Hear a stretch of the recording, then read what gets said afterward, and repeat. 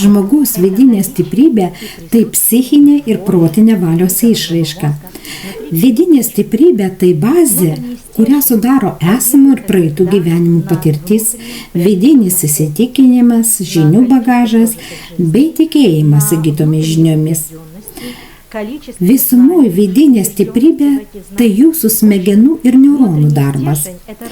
Iš tikrųjų, žmogaus smegenyse pakaušio srityje yra organas vadinamas kankorėžinė liauka.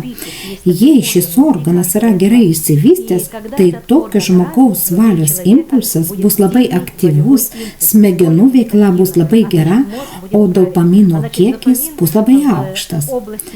Visi šie dalykai sudaro valios stiprybę.